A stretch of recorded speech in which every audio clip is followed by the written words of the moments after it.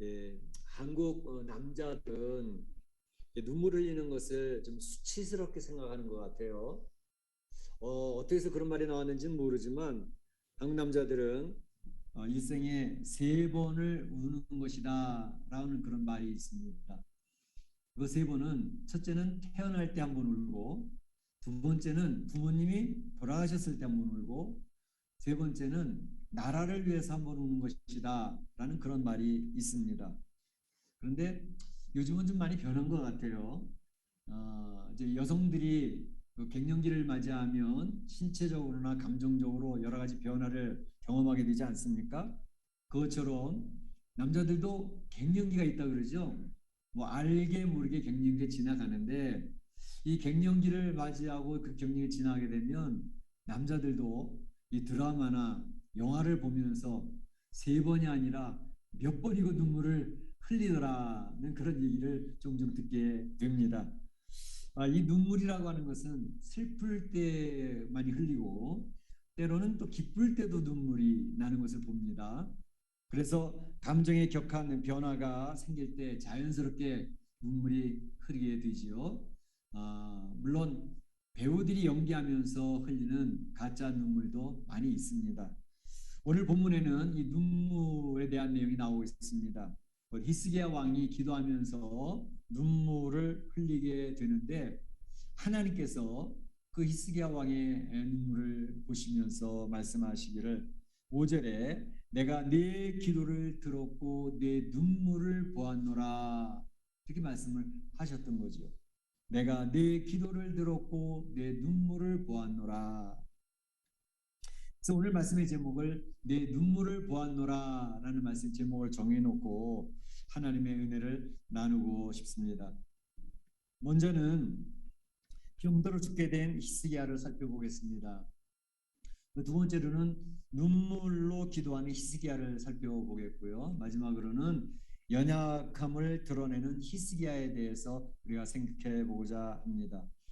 열왕기하 20장 1절 시작하는데 보게 되면 이제 히스기야가 병들어 죽게 되매였습니다. 병들어 죽게 되매 이사야가 그에게 나와서 너는 집을 정리하라. 내가 죽고 살지 못하리라 하셨나이다. 라는 말씀이 1절에 나온 거죠. 무슨 병인지는 정확히 모르겠습니다. 그러나 병들어서 죽게 되어졌다라고 이야기를 합니다. 내가 죽고 살지 못하리라 집을 정리하라라는 이사야 선지자가 전해주는 말을 들어보면 이 히스기야 왕이 걸린 병은 죽을 병인 것만은 분명한 것 같습니다. 죽을 병에 걸렸구나. 죽음에 이르는 육신적인 질병들이 굉장히 많습니다. 뭐 요즘에는 이름도 알지 못하는 희귀한 그런 불치병들이 얼마나 많은지 모릅니다. 저도 이제 이 병과 질병대 그런 프로그램을 종종 보거든요. 뭐 이렇게 알지도 못하는 희한한 병들이 많이 있는지 그 불치병이 다가오는데 이것은 믿는 성도들이나 불신자를 구별하지 아니하고 누구에게든지 다가오고 있는 것을 볼 수가 있습니다. 그래서 우리 주변에서 종종 보게 되는 것은 이 죽음의 사형 선고를 받고 그 앞에서 신음하며 부르짖는 안타까워하는 그러한 인생의 모습들을 우리는 종종 대하게 됩니다. 얼마나 가슴이 아픈지 알 수가 없습니다. 죽음 앞에 선 인생의 모습, 너무너무 힘들어하는, 너무너무 고통스러워하는 그러한 모습들을 봅니다. 특별히 신앙인들도 그 앞에서 눈물을 흘리고 그 죽음 앞에 굴복하고 있는 그런 모습들은 마음을 굉장히 안타깝게 하는 것을 우리는 종종 느끼게 됩니다. 육신적인 이러한 병으로 말미암아 죽는 것도 있지만 육신적인 병이 아닌데도 죽음으로 몰고 가는 그런 내용들이 있습니다. 키에르케고리라고 하는 유명한 철학자가 있죠. 그분이 이야기한 죽음에 이르는 병이라는 책을 썼습니다. 죽음에 이르는 병 뭘까? 그것은 마음의 병이 들었을 때 죽음에 이르게 된다는 것입니다. 그것은 곧 절망이라는 것입니다. 절망이라는 마음의 병이 들면 이 소망이 끊어져 버려가지고 그 절망 속에서 사람들이 죽어간다는 것입니다. 요즘에 팬데믹 같이 이런 상황 속에서 우울증, 우울감에 빠져가지고 모든 기가 다 빠진 상태에서 축 처져 있는 그러한 인생들을 많이 보게 되지요. 그리고 희망을 잃고 소망이 끊어져 버리면 자살하는 사람들도 굉장히 많이 생기고 있습니다. 특별히 자살률 그러면 대한민국은 계속 1등을 차지하고 있습니다. 그래서 자살률 작년에 같은 경우에도 OECD 국가들 가운데에 대한민국이 자살률 1등입니다. 하루에 36명이 죽고 있습니다. 오늘도 36명이 죽을 것입니다. 그래서 작년만 하더라도 13,000명이 자살해서 죽었습니다. 참으로 안타까운 일이 아닐 수가 없는데 죽음이 이르게 하는 이유가 지금 말씀드린 것처럼 신체적, 육신적, 신체적인 그러한 것들도 있고 생물학적인 죽음도 있고 또 정신분석학적으로 이렇게 마음의 병이 들어서 죽게 되어지는 그러한 일들도 많이 있습니다. 여러 가지 원인들을 이야기하는데 성경에서 이야기하는 죽음의 원인은 아주 분명합니다. 로마서 6장 23절에 얘기한 것처럼 사망은 왜? 죄의 싹이다 이렇게 얘기합니다. 죄의 싹은 사망이요. 다시 말하면 이 인생의 죽음이 찾아오는 것은 암이 걸려서 죽든 교통사고로 죽든 여러 가지 이유로 말미암아 우리 생명이 끊어지는 것은 바로 인생에 들어왔던 그 죄의 결과로 말미암아 우리 인생에게 죽음이 오게 된다라는 것을 분명하게 클리어하게 선포하고 있는 것을 볼 수가 있습니다. 오늘 병들어 죽게 된 히스기야, 그도 죽음을 피해갈 수는 없는 인생이 되어져서 이제 죽음을 앞두고 있을 때 그는 하나님 앞에 나아가서 엎드려 기도하는 모습을 볼 수가 있습니다. 삶에 문제가 생겼을 때에 바로 하나님 앞에 나아가 엎드리는 것은 성도들, 하나님을 아는 성도들에게 보여지는 특별한 모습입니다. 그런데 하나님을 믿는 사람같이 보이기는 하는데도 이런 문제를 만날 때 하나님 앞에서 엎드리지 아니하고 다른 것들을 찾아가는 사람들이 있습니다. 우리가 설교 말씀에서 나눴지만 열왕기하 1장을 시작할 때에 아합의 아들 어느 왕? 아하시아 왕이 난간에서 떨어져 병이 들었습니다. 근데 병이 심상치가 않아요. 그래서 그 아하시아 왕은 이 병이 낫겠는지 한번 바알세불이라는 사람께 물어봐라. 그래서 다른 우상을 찾아가서 자기 병이 낫겠는지 고쳐지겠는지 한번 알아봐 달라. 그렇게 사신이 가는 길에 누구를 만났죠? 엘리야 선지자를 만났습니다. 엘리야 선지자는 다 꿰뚫어 보고 있었기 때문에 이 땅에 하나님이 안 계셔서 바알세불을 만나서 병의 결과를 알아보러 가고 있어? 그 왕은 반드시 죽을 거야 라고 선언했는데 그 선언대로 아하시아 왕 바로 죽게 되어졌던 것을 볼 수가 있습니다. 하나님의 이름을 부르는 사람들이었습니다. 그런데 정말로 삶의 중요한 문제를 만났을 때 하나님 앞에 나아가지 아니하고 세상 것으로 해결해 보려고 애를 쓰는 그러한 믿음 없는 사람들의 모습을 성경에서 우리는 얼마든지 찾아볼 수가 있습니다. 성도라고 하는 존재는 바로 이 세상 살면서 여러 가지 문제를 만났을 때에 하나님 앞에 가서 엎드리는 사람이 성도인 것입니다. 개인의 문제를 만났든지 질병의 문제든지 삶의 공부한 문제든지 가정에 문제가 생겼을 때라든지 사업체에 여러 가지 어려운 문제들이 다가왔을 때 성도란 존재는 그 모든 문제를 하나님 앞에 들고 와서 엎드리는 사람들이라는 것입니다. 그렇게 되시기를 축원합니다. 축원합니다. 두 번째 살펴볼 것은 눈물로 기도하는 히스기야를 볼 수가 있습니다. 이사야 선지자의 전언을 들으면서 기도를 하는데 이 히스기야가 하는 기도는 대충 하는 기도가 아니었습니다. 그의 기도는 간절한 기도였다는 것을 볼 수가 있습니다. 3절을 보게 되면 히스기야가 심히 통곡하였더라 그렇게 얘기를 하고 있습니다.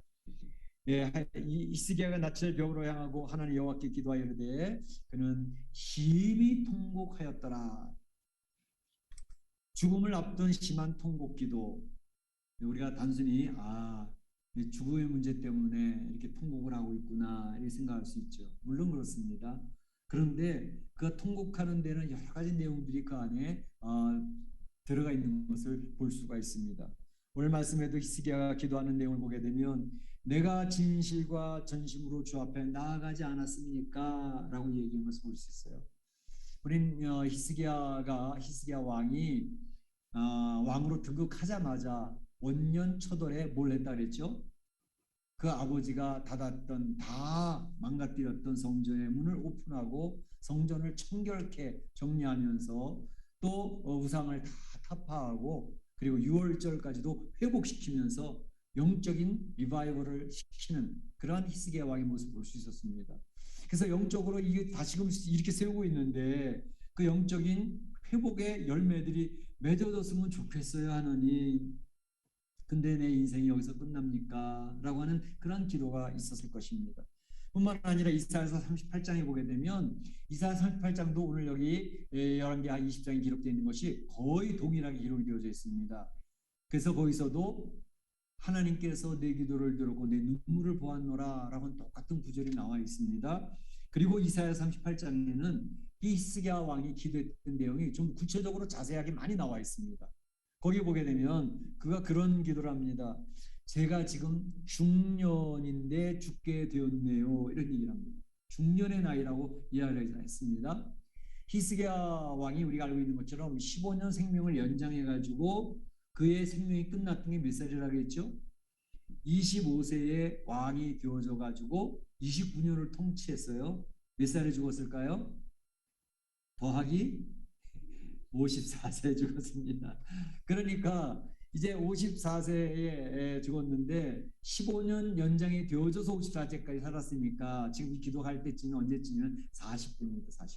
40대 40세 전후인데 이 40세 전후에 그가 자기가 삶이 지금 중년이라는 거예요. 이제 40세밖에 안 됐는데 지금 세상을 떠나야 됩니까? 라고 하는 그런 기도를 올리고 있는 것을 볼 수 있어요.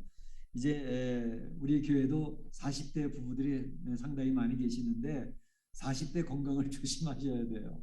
40대 있는 분들이 요새 이게 아팠습니다.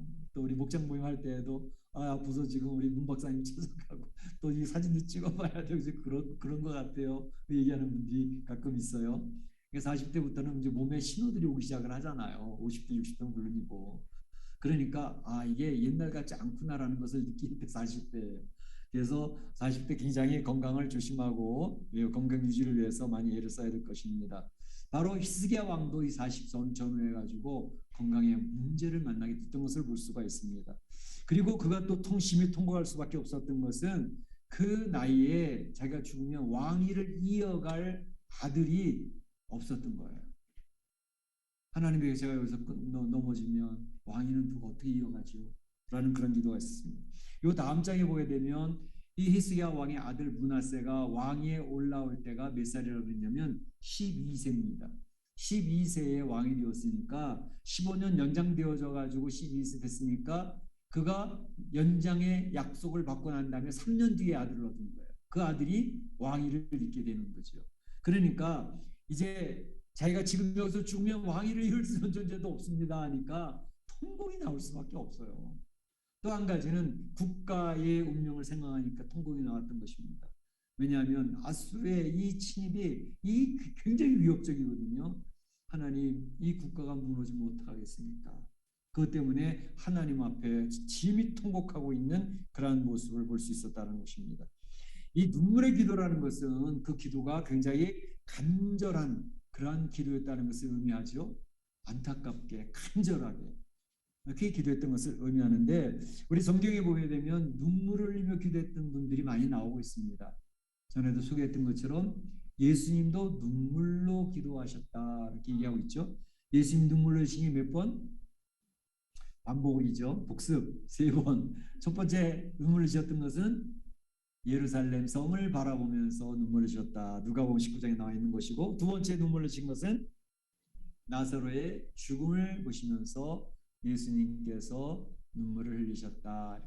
세 번째 눈물은 히브리서 5장 7절 우리가 살펴본 내용처럼 심한 통곡과 눈물로 간구와 소원을 올리셨고 겟세만 언덕에서 눈물을 흘리며 간절히 기도하셨던 예수님의 눈물을 볼 수가 있습니다. 그 기도는 이 십자가를 앞두고 흘린 눈물이기도 했지만 요한복음 17장이 십자가를 앞두고 기도했던 예수님의 대제사장적인 기도의 내용이 나오는데 거기 보게 되면 그 예수님의 제자들이 하나가 되게 하옵소서 하는 간절한 기도가 있고 그의 백성들 하나님의 자녀된 백성들을 위한 예수님의 간절한 기도가 요한 17장에 잘 나와 있죠. 그 예수님은 하나님 앞에 눈물로 기도하시는 분이셨다라는 것입니다. 뿐만 아니라 다윗은 눈물로 기도하는 것이 많이 있습니다. 시편 6편 6절에 보게 되면 다윗이 밤마다 눈물로 내 침상을 띄우며 내 요를 적셨나이다 이렇게 되어 있습니다. 다윗이 회개해야 하는 기도, 눈물이 펄펄 쏟아지는데 침상을 띄었다 그랬습니다. 요가 푹 젖었다 그랬습니다. 그 눈물을 얼마나 많이 흘렸으면 이와 같이 표현을 했을까라는 생각이 듭니다. 바울 또한 그랬습니다. 고린도후서 2장 4절에 보게 되면 바울이 기도를 하는데 이야기하는데 내가 큰 환난과 애통한 마음이 있어 눈물로 너희 고린도 교회 성도들에게 이 편지를 쓴다라는 그런 표현이 있습니다. 사도 바울도 눈물 흘리는 그러한 하나님의 일꾼이었습니다. 그런가 하면 사도 바울은 디모데가 눈물 흘리는 것을 기억을 하며 디모데에게 너 눈물 흘리고 있었던 건 내가 알고 있어 이런 얘기를 하죠. 디모데후서 1장 4절에 내 눈물, 내 디모데 내 눈물을 내가 생각하며 너 보기를 내가 원한다 라고 이렇게 사도 바울도 얘기하고 있는 것을 볼 수 있습니다. 성경에 나와 있는 많은 하나님의 사람들은 눈물을 흘리는 사람들이었다라는 것을 보여주고 있습니다. 배우들의 눈물이 아닌 성도들의 간절한 눈물의 기도는 하나님을 움직이게 합니다. 하나님을 감동시킵니다. 우리가 성도들이 하나님을 감동시키면 하나님의 놀라운 역사를 경험하게 됩니다.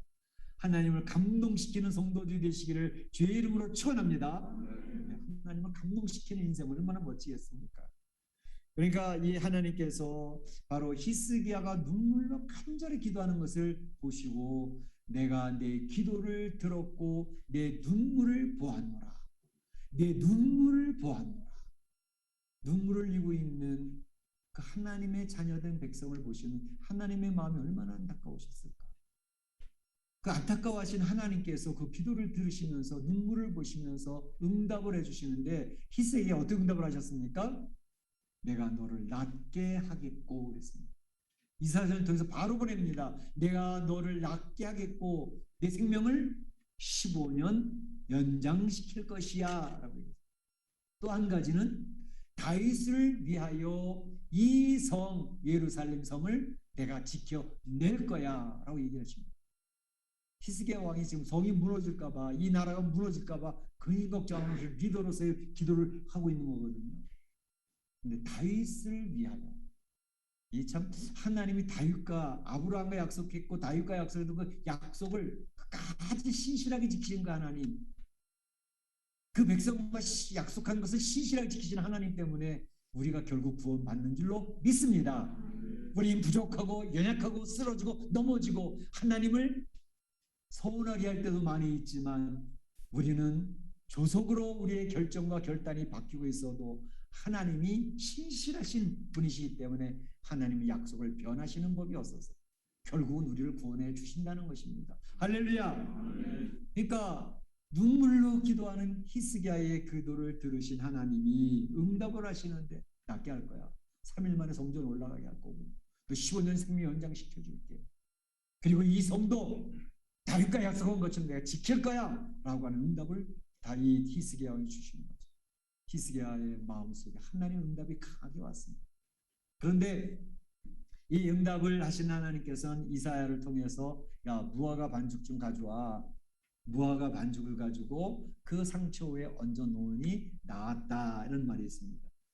목사님 그러면 그 뭐 하나님이 고치신 게 아니라 무화과 반죽 효과로 난 거 아니에요? 그러시는 분이 있을 수 있습니다. 뭐 영향이 좀 없지 않아 있었겠죠. 그러나 중요한 것은 하나님은 말씀 한마디로 죽은 자를 살려내시는 분입니다. 하나님이 결제가 나면 살아나는 거예요. 그때 하나님이 살리신 거지 무화과 나무의 효과로 살아난 것이라고 하는 것은 그냥 부수적인 거예요. 따라오는 거예요. 왜 이런 얘기를 기록해 놓으셨을까?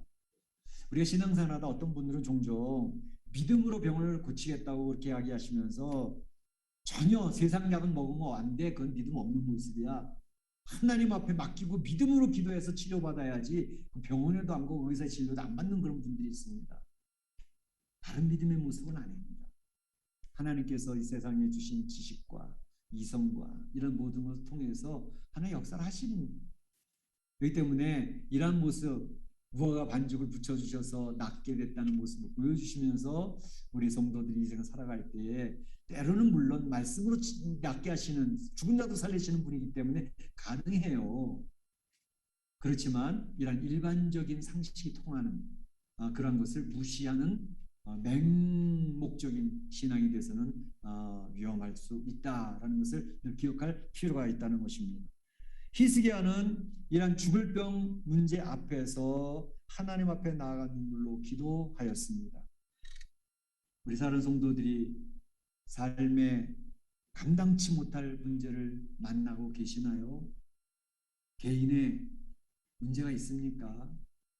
질병의 문제가 있을 수 있죠. 내 마음으로 감당할 수 없는, 너무나도 꽉 조이는 그러한 상황이 있을 수도 있죠. 가정적으로도 자녀들의 문제를 어떻게 해결할까? 가정이 이러한 경제의 문제는 어떻게 해결해야 될까?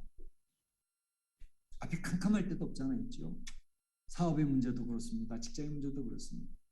그럴 때 우리는 오늘 히스기야 왕처럼 하나님 앞에 가서 엎드려야 되겠다는 것입니다. 특별히 너무너무 감당하기 힘들면 기도도 안 나올 때 있어요. 그걸 하나님 앞에 가서 무릎 꿇고 펑펑 우세요. 우시면 됩니다. 눈물을 보이시면 됩니다. 기도하는 내용을 내가 입으로 고백하지 못하였어도 눈물 흘린 그 눈물 속에서 하나님은 내 마음을 다 알고 계시고 응답하실 줄로 믿습니다. 하나님 앞에 우는 사람들이 되시기를 바랍니다. 하나님이 눈물을 보시고 응답해 주실 줄로 믿습니다. 세 번째로 언급할 것은 연약함을 드러내는 히스기야의 모습입니다. 다 읽지는 않았지만 12절부터 마지막 절까지 보게 되면 이제 히스기야의 연약함이 드러나는 것을 볼 수 있습니다. 우리가 이제 히스기야에 대한 설교 말씀을 몇 시간에 걸쳐서 살펴보았는데요. 히스기야의 신앙을 보게 되면 완벽한 신앙인처럼 보여지는 그런 모습이죠. 우리 살펴봤던 것처럼 하나님께서 히스기야를 평가하시는데 유다의 여러 왕들 중에 전무후무한 왕이었다라는 그러한 놀라운 평가를 받는, 인정받는 그런 히스기야 왕이었습니다. 뿐만 아니라 아수르의 사네립 왕이 쳐들어왔을 때 협박을 하면서 편지를 보냈을 때 그 협박 편지를 성전에 가지고 올라가서 펼쳐놓고 하나님 앞에 하나님 도와주세요. 하나님 긍휼히 여겨주세요.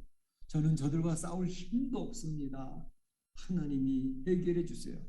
하나님 기도할 때에 하나님 놀라운 역사로 그 다음날 아침에 18만 5천 명이나 되는 그 아수르의 군사가 다 시체가 되어져 버리는 놀라운 역사가 일어나는 것을 우리는 보지 않았습니까? 뿐만 아니라 오늘 본문에서 보는 것처럼 죽을 병에 걸렸을 때 하나님 앞에 눈물을 흘리는 그 모습을 보고 하나님 고쳐주시는데 그 해시계를 뒤로 시간을 거꾸로 흐르게 하죠. 10도를 뒤로 물리니까 앞으로 나아가는 것은 시간이 가는 거니까 좀 더 쉬울 것 같아요. 시간이 거꾸로 흘러가는 것은 좀 어려울 것 같아요. 그러니까 시간이 뒤로 물러갈 수 있도록 해주시면 어떻겠습니까? 그래야지. 이사야 기도할 때 하나님께서 그 해시계를 10도로 뒤로 물리시면서 시간이 거꾸로 흘러가게 하셨습니다. 그런 표적을 확인시켜 주시면서 이제 간증거리를 주시는 그런 하나님이셨던 것을 볼 수가 있습니다. 이 정도의 신앙의 경험이라면 신앙인으로서 완벽한 모습이 아니었을까라는 그런 생각을 해보게 됩니다. 그런데 오늘 본문에 바로 히스기야 왕의 연약함이 드러나고 있는 것을 볼 수가 있습니다. 히스기야 왕이 병들어서 이제 다는 소식을 바벨론 왕이 듣고 사신을 보내어서 편지와 예물을 보냈습니다. 히스기야 왕은 너무너무 고맙고 감사해서 그를 아주 후대했던 것을 볼 수 있습니다. 그래서 자기 나라에 있는 보물에 있는 창고, 왕궁의 창고 다 보여주었습니다. 근데 그것이 큰 실수였다고 이사야는 지적을 하고 있습니다. 17절 18절에 보게 되면 이사야 선지자가 이제 왕이 보여주었던 모든 금은 모아 모든 것들은 다 바벨론의 창고로 옮겨지게 될 것입니다. 또 한 가지 왕의 자녀들은 바벨론 왕궁으로 끌려가서 그들의 황간 내시가 될 것입니다. 라고 이야기하는 것을 볼 수 있습니다. 아니 도대체 그 뭐 얼마나 잘못한 것이길래 그러지? 그거에 대한 자세한 설명은 오늘 본문에 나와 있지 않지만 역대하 32장에는 이 내용이 이제 보완되는 내용들이 나오는데 역대하 32장 25절에 보게 되면 히스기야가 마음이 교만하여 이렇게 되어 있습니다. 히스기야 왕의 마음이 교만해져 가지고 이러한 결과를 가져오게 되었다라고 성경은 지적하고 있는 것을 볼 수가 있습니다. 영적으로 건강하고 하나님 앞에 영광 돌리던 그러한 신앙이 있는데 그를 무너지게 했던 첫 번째 원인은 바로 자기를 알아주고 높이기를 원하는 그런 교만, 이 교만이 그를 무너지게 했다라고 하는 것입니다. 히스기야 우리가 살펴봤던 것처럼 살아계신 하나님의 역사를 많이 경험한 사람입니다. 은혜가 충만했던 사람입니다. 충성스러웠던 하나님의 사람들이 늘 긴장해야 될 이유는 자신과의 싸움에서 실패하기 때문에 쓰러지게 되는 경우가 많습니다. 자신과의 싸움에서 쓰러진다는 것은 자기 안에 있는 죄성들, 여러 가지 죄성들이 있지만 특별히 자기를 드러내고 알게 모르게 드러내는 자신도 모르게 드러나는 그러한 교만, 이것이 그를 무너지게 할 때가 너무나도 많이 있다라고 하는 사실입니다. 그래서 참 높아지고자 하는 그러한 욕구, 인정받고자 하는 그러한 욕구, 이런 싸움에서 승리를 해야 되겠다. 전무후무한 유대인의 왕이라고 칭찬을 듣던 히스기야 왕조차도 바로 이 교만에 걸려 넘어지는 모습을 우리에게 적나라하게 보여주고 있는 하나님의 그 교훈을 우리가 기억할 필요가 있다는 것입니다. 그래도 다행인 것은 히스기야 왕은 이 내용들을 겪으면서 하나님 앞에 와서 즉시 회개하고 있는 것을 볼 수가 있습니다. 역대하 32장 26절에 보게 되면 교만함을 뉘우치고 이렇게 되어 있습니다. 교만해가지고 일을 저질렀는데 그 교만함을 뉘우쳤다 그랬습니다. 그 교만 뉘우치고 회개하는 모습을 보면서 하나님께서 하나님의 노가 히스기야 생전에는 임하지 않을 것이라고 하는 이사야의 말씀에 전언을 듣게 되는 것을 볼 수가 있습니다. 그러니까 우리가 신앙생활 하다가요, 영적으로 건강할 때도 있지만 영적으로 병들 때도 있어요. 옛날에 내가 영적으로 놀라운 은혜를 체험하고 이 세상에서 좀 감당치 못할 큰 역사를 경험했던 사람임에도 불구하고 그것이 늘 유지되는 게 아닙니다. 건강은 유지를 시켜줘야 되는 건데 그 건강이 병이 들 때가 있단 말이에요. 병이 들었을 때 내 신앙에 이거 노란불이 켜지는데 경고등이 들어오는데 내가 점점 이게 신앙으로부터 지금 무너지고 있는데 느껴지면 최선의 방법은 하나님 앞에 가서 엎드려 회개하는 것입니다. 하나님 앞에 나의 병들었음을 고백하는 것입니다. 그러면 살 길이 열립니다.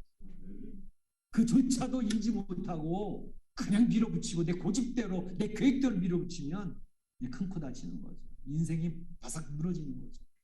그렇기 때문에 우리는 자기 신경을 살필 줄 아는 분별력이 필요합니다. 주변을 살피는 분별력도 필요하지만 특별히 자기를 잘 살피면서 주 앞에 솔직하게 다 내려놓고 주님의 도움을 구하는 것이 얼마나 중요한 일인지 모릅니다. 이렇게 하나님 앞에 회개하니까 그의 말년이 어떻게 되었을까요? 히스기야 왕의 말년이 오늘 본문에는 나와 있지 않지만 역대하 32장 33절에는 다 설명이 되어져 있습니다. 이렇게 되어져 있습니다. 온 유다와 예루살렘 주민이 모든 사람들이 다윗 자손 묘실 중에 가장 높은 곳에 히스기야 왕을 장사했다 그랬습니다. 높은 곳에 무덤도 이렇게 단계가 있거든요. 높은 쪽에다가 무덤을 잘 준비해서 그렇게 장사한 것은 곧 히스기야의 죽음에 존경을 표하였더라 했습니다. 히스기야 왕의 말년에 그 모든 주변에 있는 사람, 그 나라와 그 예루살렘 주민들이 그 죽음에 존경을 표하였더라 이렇게 되어 있습니다. 존경을 표하는 죽음. 주변의 사람들이 아쉬워하는 죽음. 인생을 잘 살았다는 거 아닙니까? 어떤 사람들은 그 사람 죽었을 때 그 사람 잘 죽었어, 빨리 죽었어야 되는데 이제 죽었어? 그러면 어떻게 되겠습니까? 근데 어떤 사람이 생명이 끝났는데 너무 아쉬워, 너무 안타까워. 그 사람은 더 오래 살아서 더 좋은 일도 많이 하고 사람들에게 좋게 했어야 되는데 그런 아쉬움의 죽음을 맞는다면 그 인생은 잘 사는 인생인 것이죠. 우리 히스기야 왕의 죽음은 이와 같이 많은 사람들이 존경을 표하는 죽음이었다는 것입니다. 우리 사랑하는 성도들도 아쉬워하는 잘 사는 인생이 되시기를 축원합니다. 네, 말씀 마칩니다. 오늘 말씀에 히스기야가 보여주는 것은 세상에 태어난 인생은 어느 누구라도 죽음의 문을 피할 수 없다는 교훈이 있습니다. 히스기야 왕도 죽음의 문턱 앞에서 힘들어하는 모습을 보여주고 있습니다. 문제를 만났을 때 눈물로 하나님 앞에 엎드려 기도합시다 하는 것입니다. 하나님이 말씀하십니다. 내 기도를 들었고 내 눈물을 보았노라. 내 눈물을 보았노라. 눈물의 간절한 기도는 바로 하나님을 움직이게 했고 하나님 놀라운 역사를 경험하게 했습니다. 그렇게 되시면 좋겠습니다. 훌륭한 신앙인들도 언제든지 교만에 걸려 넘어질 수 있다는 사실을 늘 인식하고 긴장할 필요가 있습니다. 아이 내가 옛날에 잘했는데 지금도 난 괜찮아. 절대요. 절대 아닙니다. 우리 언제든지 무너질 수 히스기야 왕이 무너진 거 보세요. 그렇기 때문에 늘 긴장해야 되고 자신과의 싸움에서 승리해야 되고 특별히 겸허해야 될 필요가 있습니다. 그래야 나의 은혜를 간직할 수가 있습니다. 혹시 내가 신앙생활하다가 노란불이 켜져 경고등이 들어온다면 즉시 하나님 앞에서 엎드릴 일입니다. 회개해야 됩니다. 주의 도움을 구해야 됩니다. 오늘 히스기야 왕의 인생의 모습을 보면서 우리 인생의 삶의 지혜를 배우기를 원합니다. 참으로 히스기야 왕의 삶을 보면서 하나님을 기쁘시게 하는 축복된 그런 삶이 되시기를, 이민의 삶이 되시기를 주님의 이름으로 축원합니다. 축복합니다. 네, 다 같이 기도하겠습니다. 오늘 주신 말씀만 기억하면서 하나님 앞에 한 가지라도 마음에 자리 잡은 그 말씀을 붙들고 기도하실 수 있기를 바랍니다. 같이 기도합니다. 사랑의 하나님 감사합니다. 주님께서 오늘 히스기야 왕의 삶을 저에게 보여주셨습니다. 특별히 히스기야 왕 하나님 앞에 칭찬받고 인정받는 귀한 왕이었지만 그대로 죽음의 문을 피할 수 없는 상황이 되어졌습니다. 그가 중년의 나이에 죽음을 선고받아 하나님 앞에 엎드려 살려달라고 심히 통곡하며 눈물로 기도합니다. 하나님 아버지 참으로 하나님 앞에 바른 삶이 되어지길 원하여 기도합니다. 눈물 흘리는 그의 기도를 하나님이 보시고 내가 내 눈물을 보았노라, 내가 내 눈물을 보았노라 말씀하시며 즉시 응답해 주시는 주의 음성을 들으니 얼마나 좋으신 하나님인가. 하나님께서 너무너무 좋으신 하나님의 사실을 다시 한번 확인합니다. 그 하나님의 놀라운 응답처럼 저희도 응답받는 인생이 되게 하여 주시되 주 앞에 가서 엎드려 눈물을 흘리는 귀한 삶이 되어지기를 원합니다. 우리에게 연약함이 있음을 피할 수가 없습니다. 내 자신과의 싸움에서 넘어지지 않게 하여 주시고 승리의 나를 극복할 수 있게 하여 주시고 특별히 겸허하게 하여 주셔서 하나님의 영광을 드러내는 삶이 되도록 인도하여 주시옵소서. 그래서 히스기야 왕 같이 지혜로운 삶이 되게 하시고 우리 인생의 삶이 끝나는 날 주변에 있는 모든 사람이 가족이 아쉬워하는 그러한 인생을 잘 사는 그러한 삶이 되도록 인도하여 주시옵소서. 감사하고 예수님의 이름으로 기도하옵나이다. 아멘. 같이 일어나셔서 날 구원하시옵소서.